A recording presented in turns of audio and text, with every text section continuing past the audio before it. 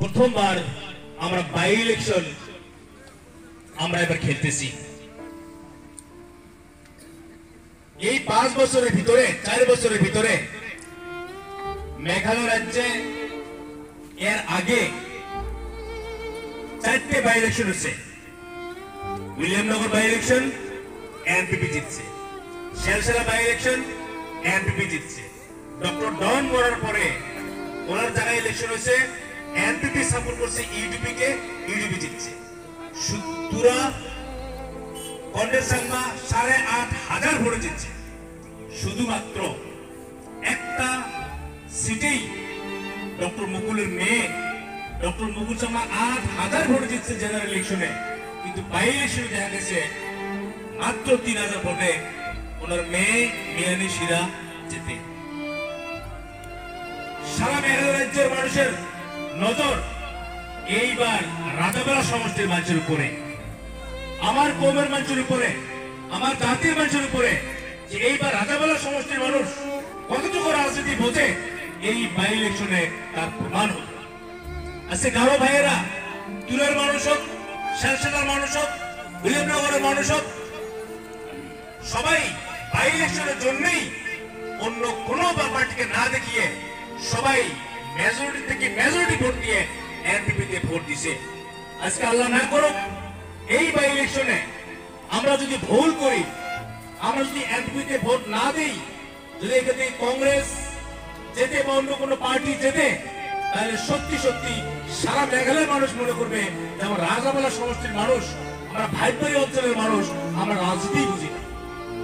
এটা আমাদের সুযোগ যে আমরা যে রাজনীতি বুঝি, আমরা যে চালু মানুষ, আমরা রাজনীতির জ্ঞান আমাদের আছে, এটা প্রমাণ করতে গেলে সত্যি এই অঞ্চলের মানুষ আমরা সবাই এক হয়ে 75 to 80% মানুষই যাতে এবার এনপিপি তে ভোট দেয়, তাহলে সারা মেঘালয়ের মানুষ জানবে যে আমরাও পূর্বক না, আমরা পুরোনো ফুলবাড়ি সমষ্টির মানুষ।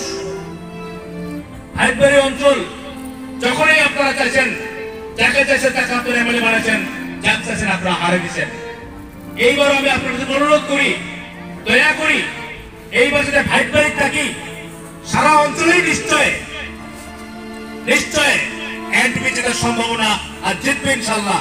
আমি আপনাদেরকে অনুরোধ করি পার্সেন্টেজে যাতে হাইটবাড়িতে 7-8টা গ্রাম আছে, এইখানে যাতে অনেক হাইয়েস্ট ভোট পায় এনপিপি, আর সারা রাজাবেলা সমষ্টি যাতে জানে যে হাইটবাড়ির মানুষ ইচ্ছে করলে কাউকে জেতাতেও পারে, কাউকে হারাতেও পারে। বর্তমান কংগ্রেসের অবস্থা নিশ্চয় আপনারা পেপারে দেখছেন, সোশ্যাল মিডিয়াতে আসে, সবসময় আসে। আজকে আমার ভাইবাড়ির মানুষের কোন মানুষ যদি কংগ্রেসের কথা মনে করে, তার আগে চিন্তা করা দরকার যে মানুষগুলো কংগ্রেস সৃষ্টি করছে। ডক্টর মুকুল শর্মা 6 বার এমএলএ, কয়েকবার ক্যাবিনেট মিনিস্টার, 8 বছর চিফ মিনিস্টার থাকার পরেও আজকের দিনে ডক্টর মুকুল শর্মা সত্যি কাগজে কলমে খালি কংগ্রেসে আছে, এলে প্রাণে কংগ্রেসে নাই। আজকে আমি যা কমে রাখছি, আপনারা 2023-এর 6 মাস আগে আপনারা দেখবেন যে মুকুল শর্মা ওনার কয়েকটা এমএলএ কে নিয়ে অন্য কোন পার্টিতে মাস করছে। আপনারা নিশ্চয় ব্যাপারে দেখছেন, টিএমসিতে যাওয়ার কথা, অলরেডি মুকুল শর্মা ওনার টিম নিয়ে টিএমসি জয়েন করি হয়, কিন্তু আইনের ফাঁকের জন্য উনি আজ পর্যন্ত জয়েন করে পায় নাই। 2/3 মেজরিটি লাগে। 17টা এমএলএ ভিতরে 12 জন এমএলএ হলে সে অন্য পার্টি লিগেলি যাবে পায়, আর যদি 12টা এমএলএ না হয় অন্য পার্টি গেলে আবার বাই ইলেকশন হবে। এতটুকু ভয়ের জন্য আজ পর্যন্ত খালি কাগজে কলমে নাম মাত্রে ডক্টর মুকুল শর্মা কংগ্রেসে আছে। ডক্টর মুকুল শর্মা নিজেই কলকাতাতে যায় টিএমসি লিডারদের সঙ্গে দেখা করছে, কমিটমেন্ট করছে যে কংগ্রেস ওরা থাকবে না, 2023-এর ইলেকশনে টিএমসি থেকে ওরা ইলেকশন কন্টেস্ট করবে।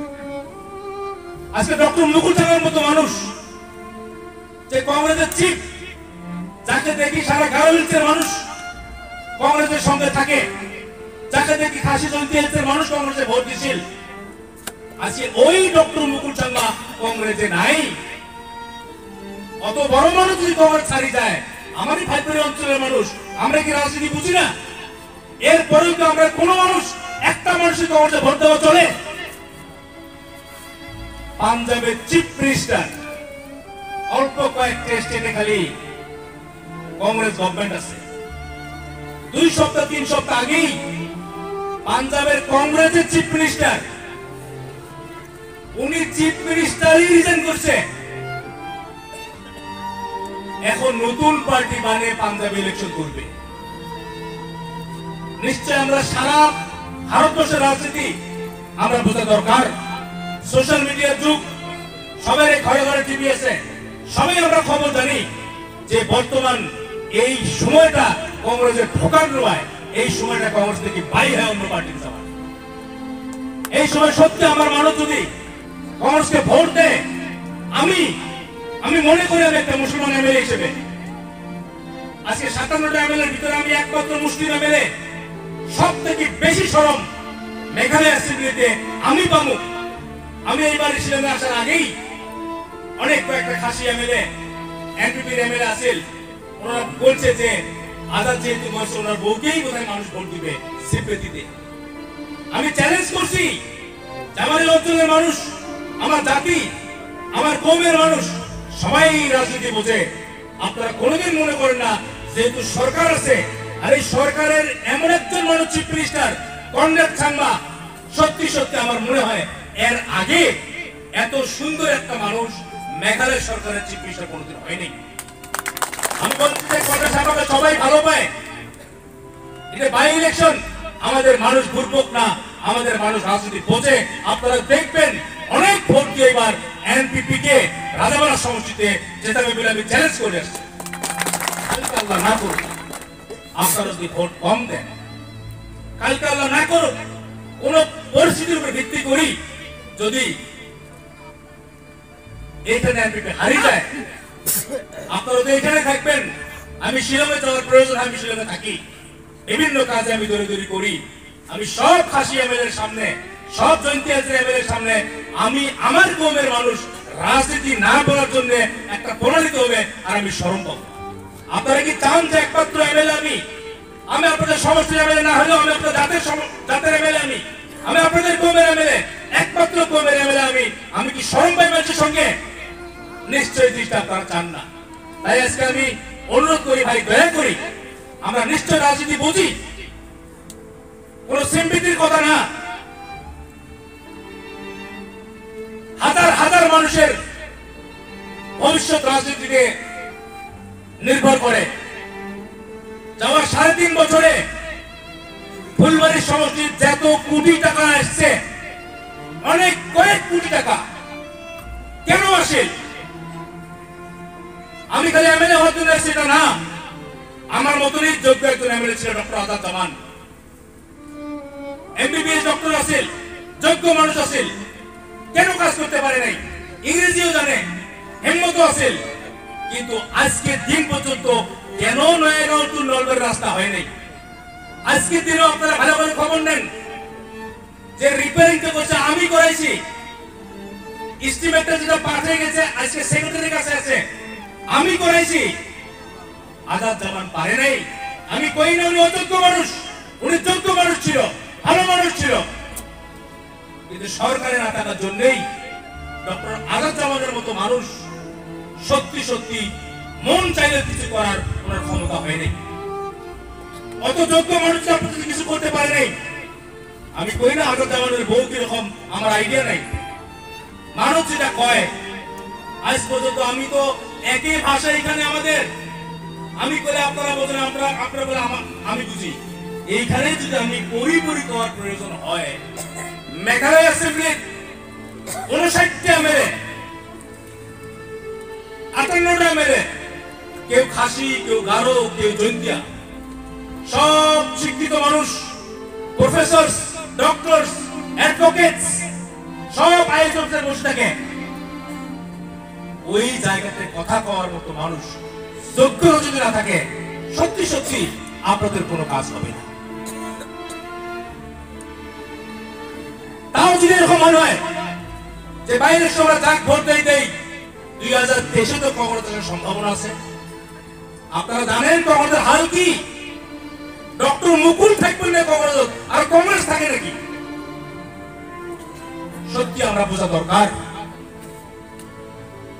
ওইতে খারাপটাকে কিন্তু আমি বাধ্য, আল্লাহ না করুক কোন আমাদের কোন ভুলের জন্য যদি হাসিনা জামান যদি এমএলএ হয়, হাসিনা জামানের স্টেশন হবে ফুলবাড়ি সামডিং, শিলং টু সামডিং। আমি কয়ে আছে আজকে শিলং টু সামডিং, সামডিং টু শিলং, সামডিং থাকি রাজাবেলা আসা খুব কম সময় আমি আপনাদের কয়ে দিই। আরে সালে ভাই তো একটা পলিটিশিয়ান মানুষ, উনি তো একটা বিজ্ঞ রাজনীতিবিদ মানুষ। আজকে আমি এমএলএ আছি, কালকে আপনারা যদি সালে ভাইকে বানান, আমার কৌমের দুইটা যোগ্য মানুষ থাকবে। আমি ফুলবাড়ি সমষ্টির এমএলএ হলেও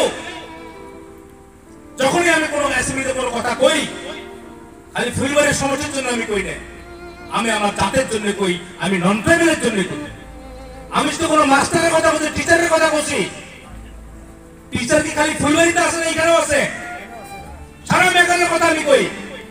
আমি লাইনের ডিফেক্টের কথা বলছি, আমার এখানেও আছে, এখানেও ডিফেক্ট আছে। যখন কোনো টেরোরিজমের আলোচনা হয়, আমি যে টেরোরিজমের এগেইনস্টে কোনো কথা বলি, নিশ্চয় খালি ফুলবাড়ি সমষ্টির না, তার জন্য আপনারাও না বলবো না। আজকে ফুলবাড়ি সমষ্টির থানা আমাদের সমষ্টি ভাগ হলেও ব্লক, আমরা একটা ব্লক, দামদামা ব্লক, আমরা একটা থানা, ফুলবাড়ি থানার আন্ডারে আমরা একটা মানুষ। আমাদের SDO office, PWD number 2, number 3, PHE, NHE সব ফুলবাড়িতেই। আমাদের সমষ্টি আল্লাহ হলেও আমরা ওল্ড ভাইব্রেট থেকে আরম্ভ করে ঘুমাইজোড়া পর্যন্ত আমরা ফুলবাড়ি সমষ্টির সাথে ওতপ্রোতভাবে আমরা জড়িত। তাই আমি ফুলবাড়ির সমষ্টির এমএলএ হিসাবেই খালি না, আমি একমাত্র মুসলিম এমএলএ হিসাবে, আপনাদের কৌমের, আপনাদের জাতের একজন এমএলএ হিসাবে আমি আপনাদের সবাইকে অনুরোধ করি, দয়া করি, যাতে আমরা রাজনীতি বুঝি, এটা আমরা এই ইলেকশনে বাইরে আমরা প্রমাণ করতে পারি। আমার পূর্ণ বিশ্বাস আছে সালে ভাইয়ের উপরে। সালে ভাইয়ের সঙ্গে আইস থাকি না, 4-5-6 মাস থাকি, ওনার সঙ্গে আমার বিভিন্ন আলোচনা হয়েছে। ওনার সঙ্গে আলোচনা করার পরে আমার বিশ্বাস আছে যে আমি যদি ভাইপারি অঞ্চলের মানুষকে তাই অনুরোধ করি সালে ভাইয়ের জন্য, এটা আমার ভুল হবে না। আমার পূর্ণ বিশ্বাস সালে ভাইয়ের উপরে। আল্লাহর রহমতে আপনারা যদি ওনাকে এমএলএ বানান, ওনার এমএলএ হিসেবে যতটুকু দায়িত্ব আছে উনি পুঙ্খানুপুঙ্খানু রূপে পালন করবেন বলে আমি বিশ্বাস করি। আজকে রাত অনেক 16 তারিখে চিফ মিনিস্টারের প্রোগ্রাম আছে কিনমুনি ফিল্ডে, সেই ফিল্ডেও আমি নিশ্চয় আসার চেষ্টা করবো ইনশাআল্লাহ। ওইখানে নিশ্চয় অনেক আলোচনা করার চেষ্টা করবো। আজকে রাত প্রায় 12টা, এত রাত পর্যন্ত আপনারা যা আছেন, এটা নিশ্চয় প্রমাণ করে যে আপনারা খালি এনপিপির খালি ভোটার না, আপনারা সবাই ওয়ার্কার।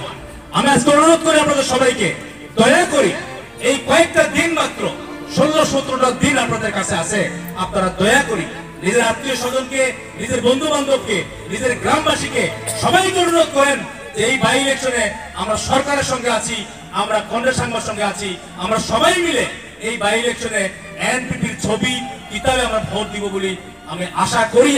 আমার বক্তব্য যদি কোনো ভুল হয়ে থাকে তার জন্য ক্ষমা চায়া আমি আমার বক্তব্য শেষ করলাম। ধন্যবাদ। আসসালামু আলাইকুম।